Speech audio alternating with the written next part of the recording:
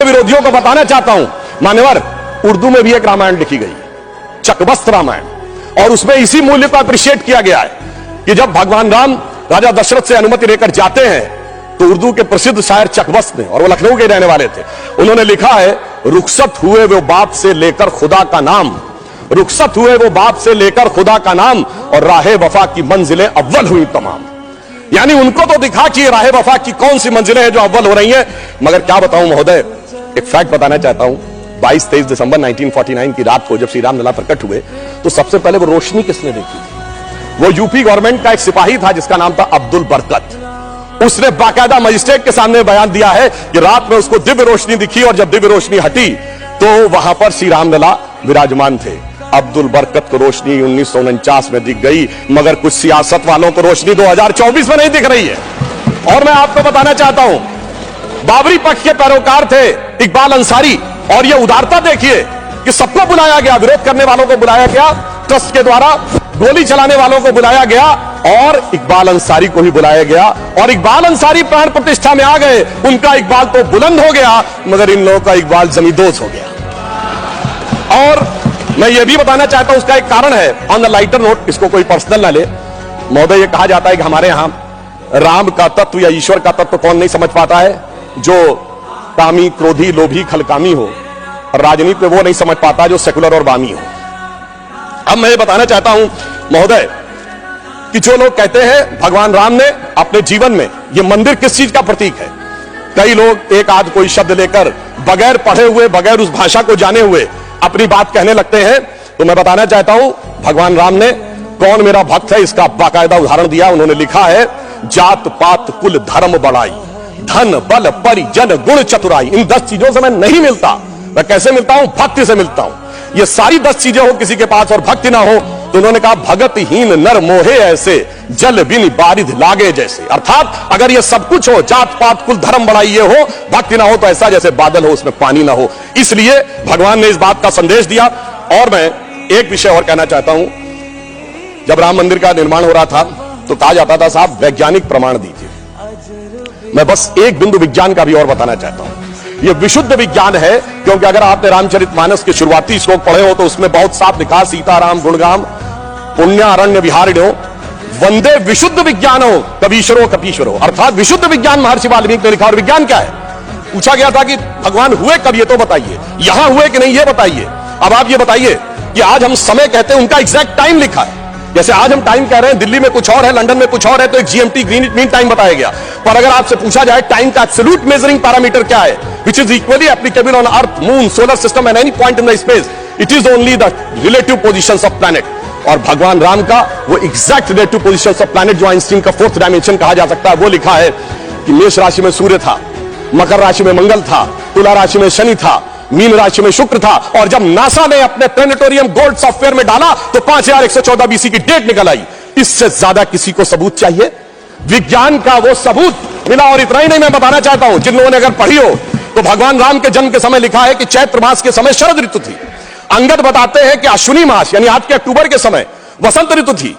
और इतना ही नहीं, कहा गया जब किष्किंधा से भगवान निकलते हैं तो धूमकेतु टकराया था मूल नक्षत्र से, और जब एस्ट्रोनॉमर्स ने इसकी गणना की तो वो ठीक डबल हो जाता है, 14,000 साल पीछे आता है। इसका मतलब प्रमाण देखने हैं तो प्रमाण जमीन के नीचे से भी निकले, शाही फरमानों से भी निकले, और आसमान से भी निकले। समस्त मर्यादाओं को पूर्ण करते हुए हमारे ये इस विषय के ऊपर आए। और मैं एक बात और कह दूं, कभी कहा जाता था महर्षि वाल्मीकि ने तो रामायण भगवान राम के पैदा होने से पहले लिख दी थी, और कहा जाता है भविष्य में जाके लिख दी। कहा जाता है गप है, बकवास है, कैसे हो सकता है? महाभारत कहा जाता है वेद व्यास ने भूतकाल में जाके लिखी, वैशंपायन के समय। अरे ऐसा कैसे हो सकता है?